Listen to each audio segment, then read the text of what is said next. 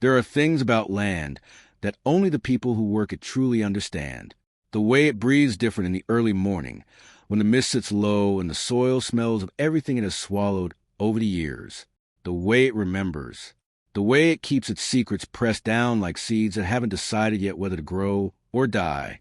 I know this because I grew up without land, without a family, without a name that meant anything to anyone. What I had instead was time. Time to watch. Time to wait. Time to learn what things are worth before anyone tells you they're worthless. My name is Caleb Merritt. I was 17 years old when I walked out of Haleford County Boys Home with $43 in my pocket, a cardboard box of belongings, and a letter I had not opened yet. The letter had come 2 weeks earlier, forwarded to the county welfare office from an attorney in a town I had never heard of. I carried it in my back pocket for those 2 weeks, pressing my palm against it sometimes when the nights at the home got loud, feeling the stiffness of the envelope like something solid in a life made entirely of surfaces that gave way when you leaned on them. I did not open it until I was standing on a road outside the home's front gate, the box under one arm and the October sky the color of old iron above me. Subscribe and tell us in the comments where you're listening from. The letter was short. A law firm in Sutter's Crossing, Louisiana. A man named Gerald Arceneaux, attorney at law. The words were careful and formal, the way legal words always are, as if precision can protect against grief. They informed me that my maternal grandfather, one Amos Delacroix Merritt, had passed away in August of that year and had left me, his sole surviving blood descendant, a parcel of land in Terrebonne Parish, Louisiana, 50 acres. A map and a key will be provided upon meeting with the attorney at his office. 50 acres. I read the words again. I had grown up in a home since I was 4 years old. My mother had died of fever when I was 3.5, and the man whose name was on my birth certificate had been gone before I could walk. I had no memory of a grandfather. I had no memory of Louisiana. I had no memory of land or family, or anything that made a person feel like they belonged to something larger than themselves. What I had were the stories the older boys told at night about families they'd been cut from, and particular silence of a room full of children who had all learned too early that needing someone was a vulnerability. 50 acres of swamp in Terrebonne Parish. I found out later what people thought of that. I found out from the way Gerald Arceneaux's secretary looked at me when I walked into his office 3 weeks later, still wearing the same coat I'd left the home in, my box of belongings checked at the bus station. The way she looked at me was not unkind. It was the look people give things they expect to break. A sympathy too early in the conversation. Arceneaux himself was a man in his late 60s with the careful stillness of someone who had spent decades delivering bad news and learning not to flinch. He shook my hand with both of his, guided me into a leather chair that was softer than anything I had sat in 17 years, and set a thin file folder on the desk between us. "Your grandfather left you the Merritt tract," he said. 52 acres, legally described. The main body of the parcel sits in the Atchafalaya Basin floodplain. There's a small elevated section in the northeast corner, roughly 4 acres. There's an old structure on that section, a house, or what's left of one. He paused and let me absorb that. The rest is wetland. "Swamp," I said. He pressed his lips together. "Wetland." "Yes." He passed me the key across the desk. It was old brass, heavy and slightly green at the edges, strung on a leather cord. It did not look like the key to anything valuable. It looked like the kind of key that opened something no one had opened in a long time. "There's also a map," he said. He unfolded it carefully, the paper soft from age. It showed the parcel boundaries, the elevated section, a hand-drawn notation marking what appeared to be a small structure, and in the lower left corner, a cluster of handwritten numbers in faded ink that I could not read clearly. "Is there anything else?" I asked. Arceneaux studied me for a moment. He was the kind of man who measured people before he spoke, and I had enough experience being measured by the wrong people to notice when someone was doing it with respect. "Your grandfather came to me 4 years before he died," he said. He was very specific about this parcel, very specific that it go to you, and only to you, and that it be transferred before anyone else knew the terms of the estate. He paused. He had other relatives. Something tightened in my chest. "What kind of relatives?" "A son," Arceneaux said. "Your great-uncle, Raymond Merritt. and Raymond's family. He let the silence do its work. Then he added quietly, "Your grandfather chose not to involve Raymond in this transfer. That was a deliberate decision, one he made with great care." I looked down at the key in my palm. He left Raymond the house in town, the savings account, and the equipment in the barn. "And he left me the swamp," I said. Arceneaux met my eyes. "He left you the land," he said. There was something in the way he said it that was different from the way his secretary had looked at me. Something that asked me to pay attention. I paid attention. The road to the Merritt track took me through 3 parishes, 2 ferry crossings, and a stretch of Tulane blacktop that disappeared into live oak and Spanish moss like a man walking into a room and closing the door behind him. I had taken the bus as far as Sutter's Crossing and hired a local man named Curtis Fontenot to drive me the rest of the way for $20 he was clearly not expecting anyone to ask him about. Curtis was 50 or so, broad across the shoulders, with the particular quiet of men who have worked outdoors long enough that silence becomes their natural state. He did not ask many questions on the ride out, but about 3 miles from property line, he said, without taking his eyes off the road, "You the grandson?" "Yes," I said. He nodded once and did not say anything else until he turned onto the access track, and the truck's tires began to sink into the soft clay edge of the bayou country. "Your grandfather was a careful man," he said then. "People around here thought he was strange, keeping that land all those years." "Strange how?" I asked. Curtis was quiet for a moment. "Strange like a man who knows something other people don't." We stopped where the track ended at a rusted metal gate. A chain-link fence ran into the brush on either side, older wire and old posts, the kind put in 30 years ago and not touched since. A hand-painted sign was wired to the gate, "Merritt, Private." The paint was peeling badly, but someone had replaced the chain holding the gate shut with a newer one. Newer meaning, perhaps 5 years old rather than 30. I used the key. The gate groaned like something woken too early. I pushed it open and stood looking at what I had inherited. The elevated section was visible from the gate, a low rise of solid ground covered in saw palmetto and scrub oak and the remnants of what had once been a garden fence. The house on it was more a suggestion than a structure. Gray cypress boards bleached to silver, a tin roof with 2 corners lifted by time, a porch that had collapsed on one end and somehow held on the other. Beneath the rise, in every direction beyond the clear perimeter, the swamp pressed close.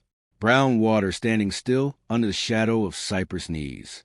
The smell of it, not unpleasant exactly, but ancient, the smell of a place that has been making itself over for 10,000 years. I stood there a long time. Then I walked in.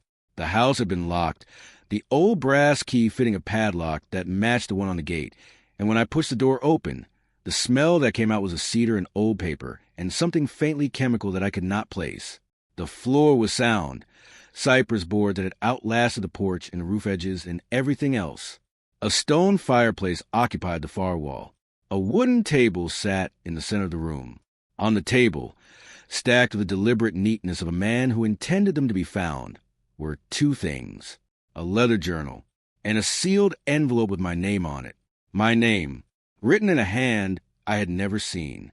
I sat down at the table in the gathering afternoon light, and I opened the envelope first. "Caleb," it began, "I know you don't know me. That is my fault, and I will not dress it up as anything else. Your mother was my daughter, and when she died I lost my courage at the same time I lost her, and that is the truth of why you grew up without family. I am sorry. I was a coward in that particular way, and I cannot fix it from where I am now. What I can give you is what I held for 20 years. People came for this land.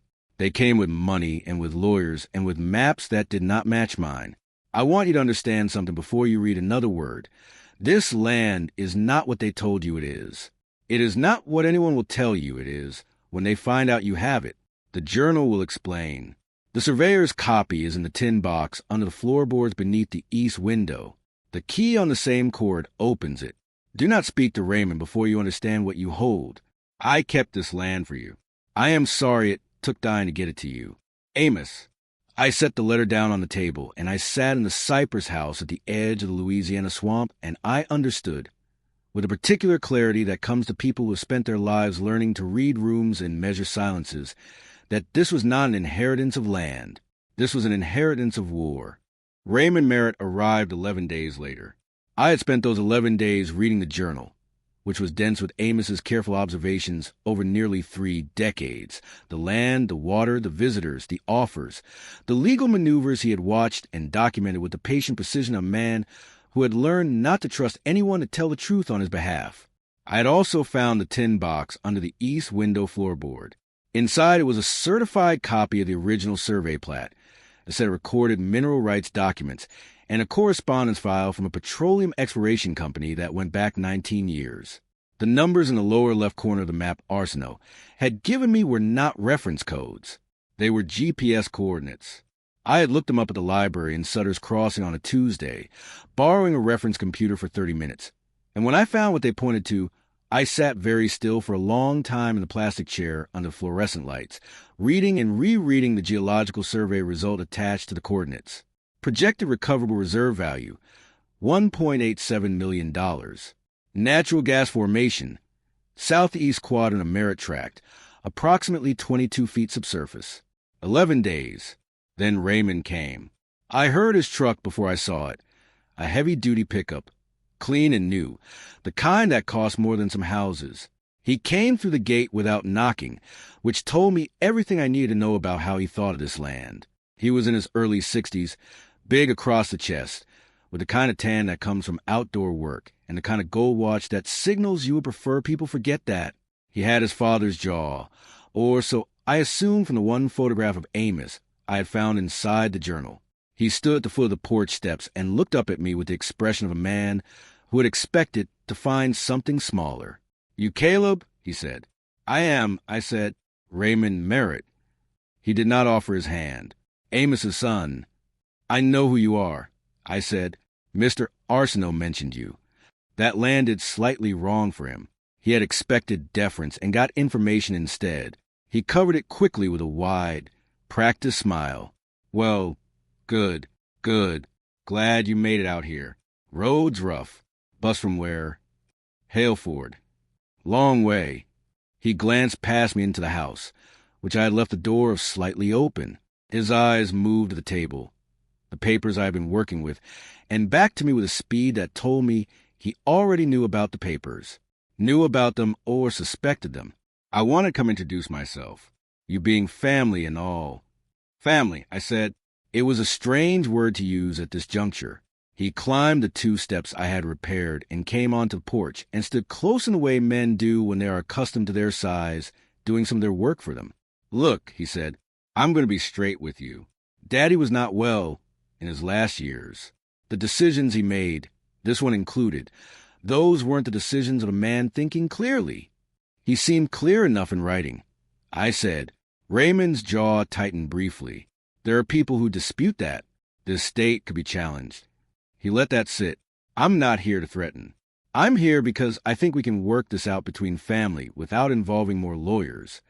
Another pause. "The land's not worth much. You can see that. Swamp and scrub. But I've got a buyer who'll pay fair value. Cash. Enough to get you set up somewhere." I looked at him. I was 17 years old. I had never owned anything in my life, and I had $43 to my name. He had been calculating those facts since the moment he pulled through the gate. They were supposed to be enough. "How much?" I said. $40,000, he said. "Cash." I looked out at the swamp for a moment. A great egret was standing motionless at the water's edge, white as a piece of paper. "I need some time to think about it," I said. He left the number on the table like a banknote, nodded once with the calm of a man who had already written the check in his mind, and walked back to his truck. I watched the dust from his tires settle back and declare the track, and I thought about what my grandfather had written in his journal about the first time a man in a good truck had come offering cash for the swamp. They always come with a number small enough that you feel lucky to hear it. I went back to Gerald Arceneaux the next morning. He listened without interrupting while I laid the journal, the tin box contents, and the geological survey on his desk. When I finished, he was quiet for almost a full minute. Then he picked up the survey document and read it slowly, his expression changing in ways he was too professional to fully show. "Your grandfather obtained this 19 years ago," he said. "Yes, From a licensed petroleum geologist, Rene Thibodeau of Homa. The letterhead is on the second page. Arceneaux set it down, and the mineral rights document, in his name, recorded at the Terrebonne Parish clerk's office in 1987, separate from the surface deed. He picked up the thin sheet of the mineral rights filing and studied it. Mineral rights in Louisiana could be severed from surface ownership. They were a separate estate, capable of being sold, leased, or transferred independently. Many landowners had sold or lost their mineral rights without knowing the full significance. Amos Merritt had done the opposite. He had recorded his mineral rights separately, deliberately, and kept the proof of it locked in a tin box under a floorboard in a swamp house no one, but he and a 17-year-old orphan, would ever think to look inside. Raymond's offer, Arceneaux said, without looking up. 40,000, I said. He set the papers down and looked at me over the top of his glasses. The mineral formation under this property, if these survey figures hold, is worth more than 40 times that number. I know, I said. He was quiet again. You said Raymond told you the land was not worth much. He said it was swamp and scrub, and he had a buyer ready. A cash buyer, I said. He was very specific about the cash. Arceneaux leaned back slowly. Outside his window, the main street of Sutter's Crossing moved in its ordinary morning rhythm. People going to work, a truck unloading at the hardware store, a woman pushing a stroller past the courthouse steps. The ordinary world happening alongside this one. The buyer is the exploration company, Arceneaux said. It was not quite a question. They sent letters to my grandfather every 2 years for 19 years. I said. The last one offered him 60,000. He did not respond. Raymond would have known about the formation, Arceneaux said, more to himself than to me. Or someone told him. I said, someone from the company. Arceneaux looked at me carefully. You're 17 years old, he said. Yes, sir. You read all of this in 11 days. I had time, I said. I've had a lot of time in my life. He pressed his fingers together on the desk and looked at the papers for a long moment. Then he said, I need to make some calls. There's a land attorney in Homa, Eleanor Cast, who handles mineral rights disputes in the basin parishes. I want her to review the survey and the recording. How long will that take? I said, a week, he said. Maybe less, given what you brought me. I nodded. I stood to leave and then turned back. Mr. Arceneaux, why did my grandfather choose you? You're in Sutter's Crossing. His land is in Terrebonne. The old attorney's expression shifted into something private and careful. Because Raymond uses a firm in Homa, he said. Your grandfather wanted someone Raymond could not reach before you did. I walked back out into the October morning with the egret still standing in my mind, white and absolutely still at the edge of everything. Eleanor Cass arrived at the property on a Thursday morning, driving a battered sedan full of rolled documents and a briefcase that had seen better decades. She was in her 50s, sharp-faced, with the particular efficiency of a woman who had spent her career being underestimated in rooms full of men and had long ago converted that underestimation into a competitive advantage. She walked the perimeter of the property with me for 2 hours, GPS unit in hand, stopping at intervals to take notes and compare the original survey pins with the current recorded boundary. When we came to the southeast quadrant, she crouched at the edge of the elevated ground, where it sloped back down toward the water, and pressed her measuring device into the soft earth, and was still for a long time. The formation boundary, she said, sits entirely within the recorded parcel. Yes, I said. She stood and looked at me. Whoever purchased this from you for 40,000 would cleared 1.8 million on a conservative extraction estimate within 3 years. I understand that. Raymond Merritt knew, she said. The company approached my grandfather for 19 years.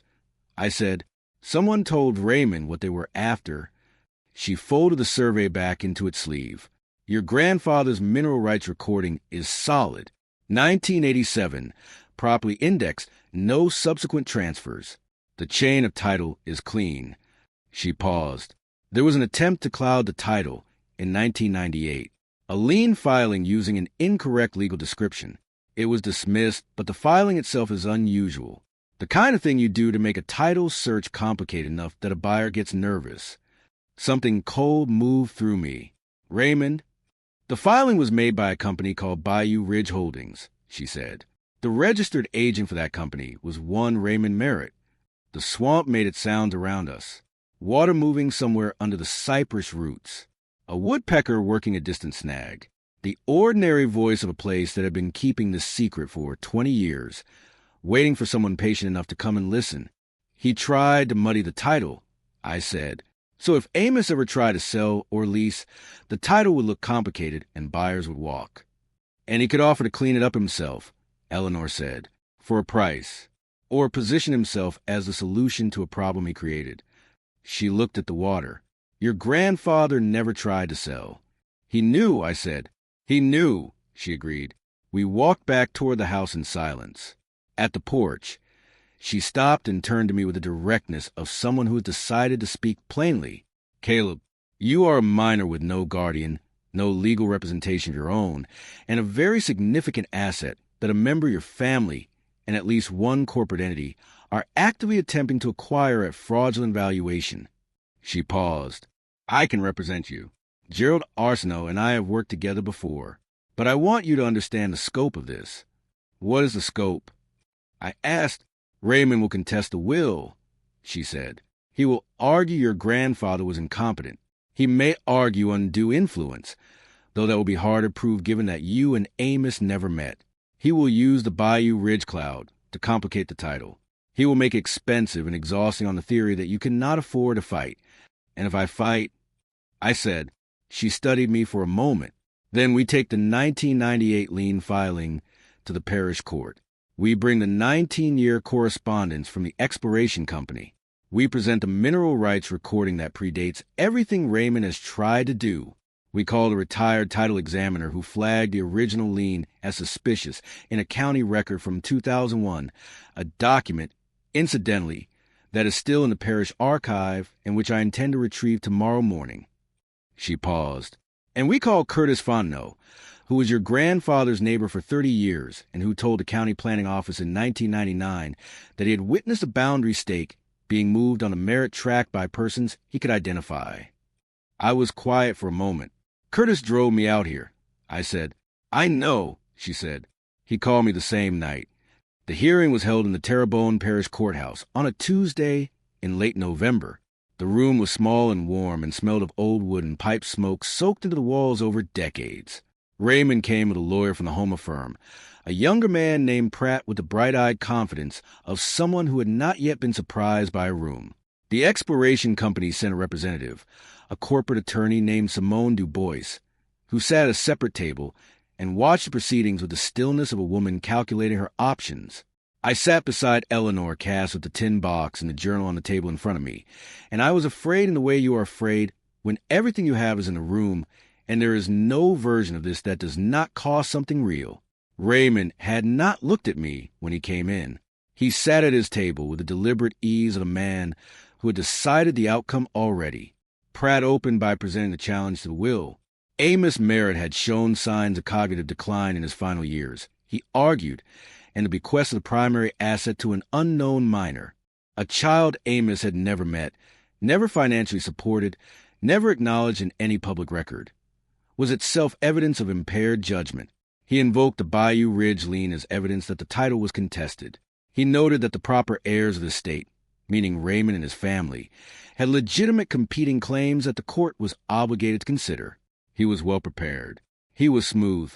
He presented Raymond as a grieving son watching his father's estate be dismantled by legal technicality. Eleanor let him finish. She did not interrupt. She made no visible notes. She sat with her hands folded and her expression entirely neutral while Pratt built his case, and when it was her turn, she opened the tin box. The certified survey from 1987 went to the judge first. The mineral rights filing, recorded and indexed, went second. The 19 years of correspondence from the exploration company went third. Every letter, every offer, every escalating number. The last letter, dated a year before Amos died, offered $112,000 for a surface easement and mineral extraction lease. Amos had written a single word across the face of it in red pen. No. The 2001 county planning report, in which a title examiner had flagged the 1998 Bayou Ridge lien as of uncertain origin and questionable legal standing, went fourth. Curtis Fontenot's sworn statement went fifth.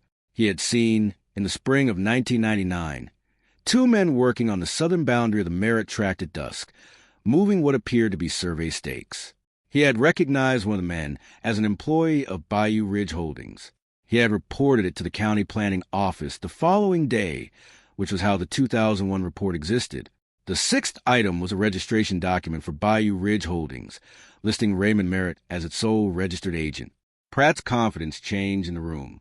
It did not collapse, he was too trained for that, but it thinned the way good cloth thins at the elbows when it's worn too long. The judge looked at the Bayou Ridge registration for a long time. Then she looked at Raymond. Raymond was looking at the table. "Mr. Pratt," the judge said, "does your client wish to speak to the connection between Bayou Ridge Holdings and the 1998 lien filing?" Pratt consulted with Raymond in low, rapid tones for 30 seconds. Then he said, "Your Honor, my client maintains that Bayou Ridge was a separate business entity and that any connection to the title question is coincidental." "Coincidental," Eleanor said, not to the judge but to the room. "Counselor," the judge said. "My apologies, Your Honor," Eleanor said, without apology. The corporate attorney, Du Bois, had gone very still. She had come representing the exploration company's interest in a clean acquisition. What she was watching instead was the unspooling of a 2-decade fraud in real time, and the look on her face was the look of a woman rapidly calculating what her clients had known and when they had known it. If you're finding yourself leaning forward right now, hit the like button and turn on the bell so you never miss another story like this one. The hearing took 4 hours. At the end of it, the judge issued a preliminary ruling. The will was valid. The bequest of the Merritt tract to Caleb Merritt was legally sound. The Bayou Ridge lien was referred to the parish attorney for investigation of potential title fraud. The mineral rights recording of 1987 was confirmed as active and unencumbered. The court would accept Eleanor Cass' representation on behalf of the minor. Raymond sat motionless while this was read. Pratt was already putting papers in his briefcase. Du Bois, to her credit, approached Eleanor directly after the room began to empty. "My clients," she said, "would like to discuss a legitimate lease agreement for the mineral extraction rights at fair market value." "I know they would," Eleanor said. "Send proposal to my office." Du Bois nodded and left without speaking to Raymond. I looked at Raymond. He was still sitting at his table, hands flat on the surface, looking at nothing. The room was emptying around him. The sound of the courthouse going on with its business came through the old walls, phones and footsteps in the ordinary machinery of a place where truth sometimes, not always, not easily, but sometimes gets written down and filed and kept. I did not feel triumphant. I want to be clear about that. I felt something quieter than triumph. Something more like the feeling of standing at the gate of the swamp property on the first morning. The key warm from my hand, the weight of it not yet fully translated into meaning. Raymond finally looked up and found me watching him. For a long time, neither of us spoke. Then he said, "How old are you?" 17, I said. He looked down again. His jaw moved once. "He never told me about you," he said. And there was something in his voice I had not heard before, something that might have been grief if it had been allowed more practice. "I know," I said. "I didn't know what he was planning," Raymond said. "The lien. I thought it was just to keep the company from pressuring him. I didn't know he was going to." He stopped. "You knew about the formation," I said. He was quiet. "You knew the land was worth something," I said. "And you knew he had a grandchild somewhere he'd never contacted. And you thought that when he died, if the title was complicated enough, you could make the problem go away before the grandchild knew what they had." He didn't answer. His lawyer was gone. The corporate attorney was gone. The courtroom was nearly empty. What was left was two people connected by a dead man's blood and a dead man's silence in 52 acres of Louisiana wetland that had held its secret long enough to outlast everyone who had tried to bury it. He wrote to me. I said he apologized for what he did to my mother, for what he didn't do for me. I paused. "You got the house and the savings account and the barn equipment.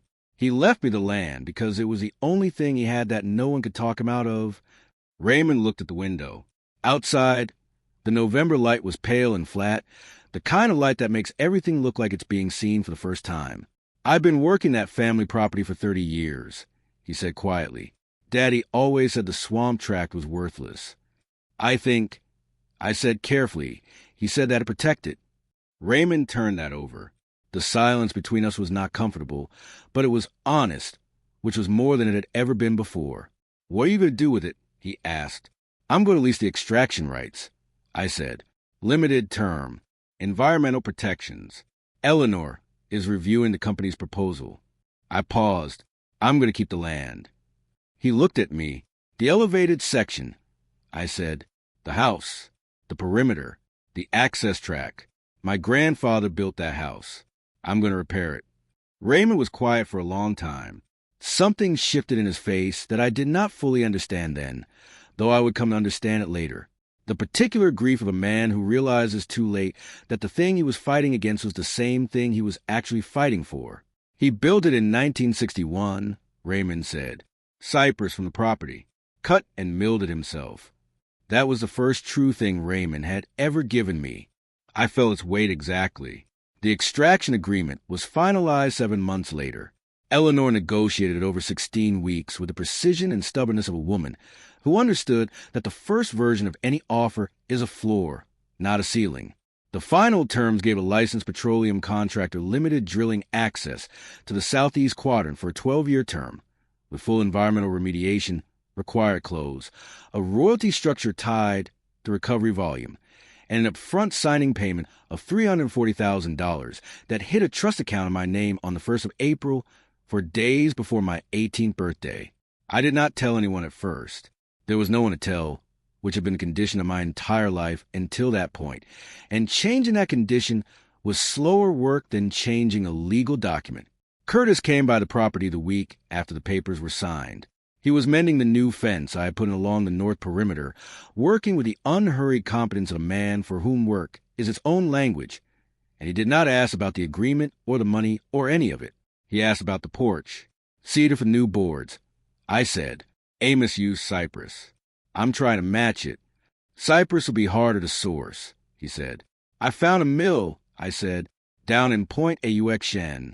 He nodded. "Good choice." He kept working. Then, after a while, he said, "You fixing to stay?" "I'm fixing to stay," I said. He nodded again, satisfied, and did not say anything else about it. The house took most of that first year. I hired 2 men from the parish who knew what they were doing with old structures, a carpenter named Theo and his younger brother, who went by the name Duss for reasons no one had ever satisfactorily explained to me. They were both from families that had worked the basin for generations, and they treated the cypress boards of the original walls with the particular care people give to things they recognize as having outlasted what should have been possible. When the new porch went up and the roof was re-shingled and the east window reinstalled, Theo stood back and looked at it for a long time. "This house has good bones," he said. "It's been waiting a long time for someone to notice," I said. He glanced at me sideways. "That goes for a lot of things around here," he said. Raymond came twice that year.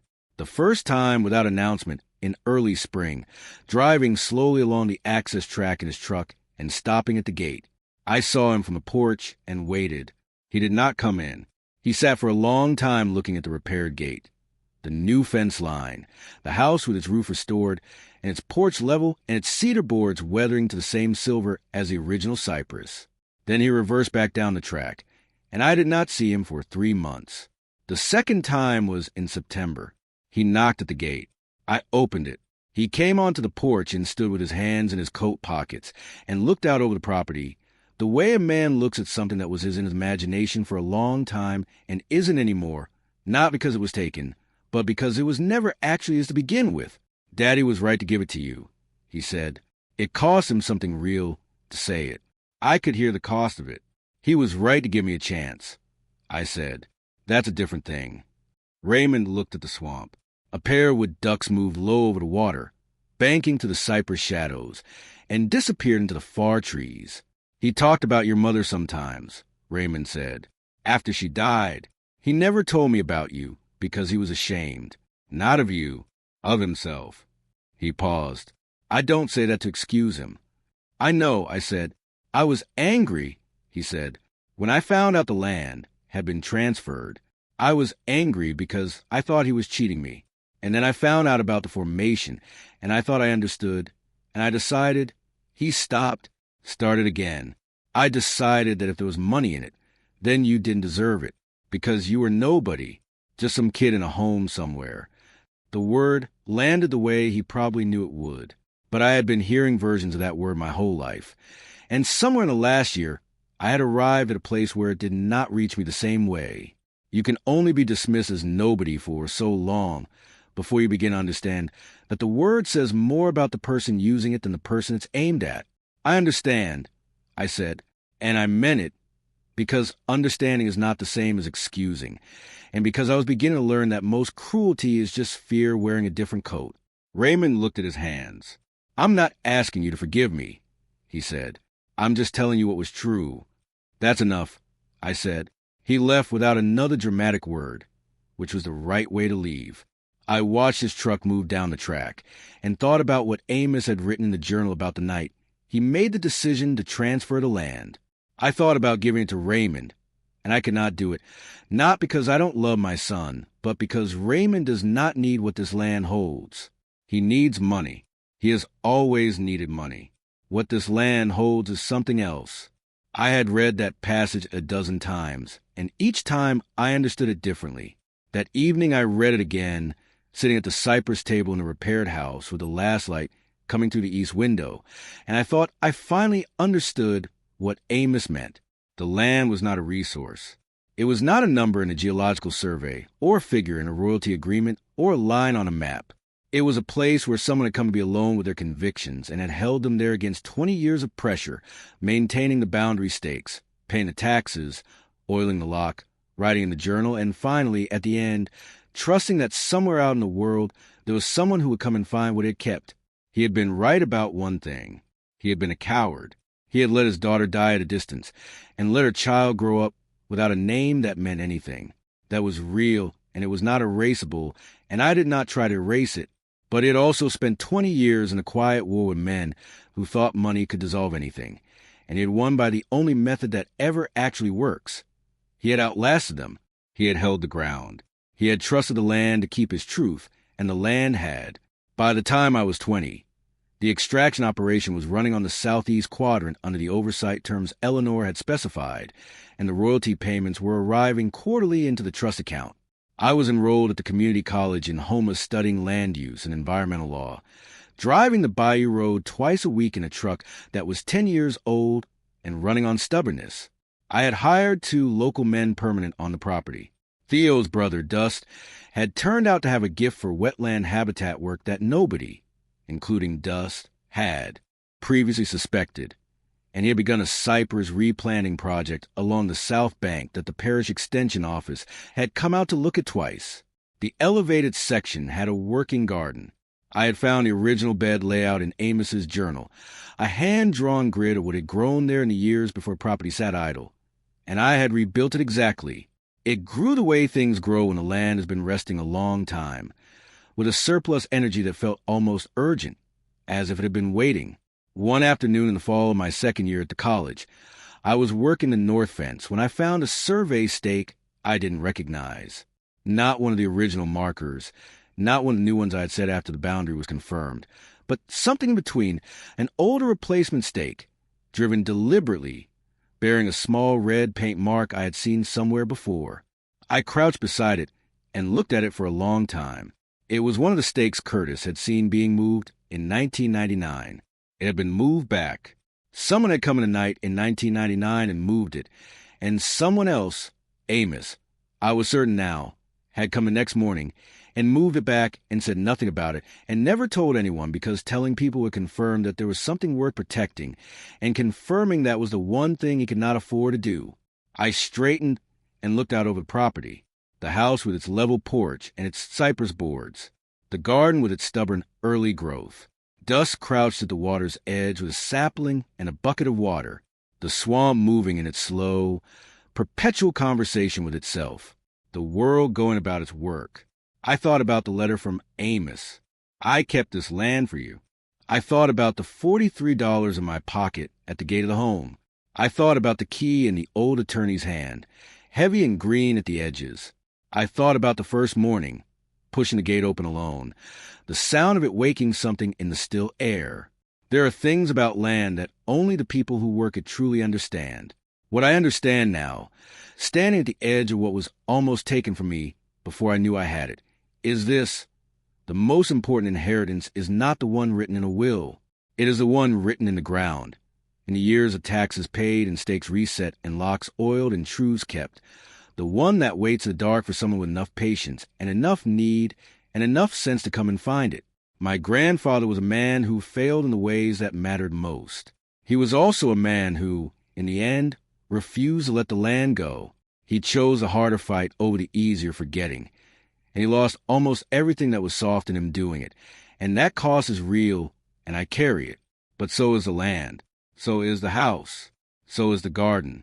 So is my name, which is now, for the first time, attached to something that will still be here long after I am gone. I reset the survey stake and walked back to the house in the last of the afternoon light, the swamp settling into its evening sounds around me, the egret standing white and patient at the water's edge, the way it had been standing every evening since the first morning I came here, as if it had been left to keep watch over something until I arrived. I think it was. Thank you for staying with us all the way to the end. Don't forget to subscribe and check out the other stories on screen right now.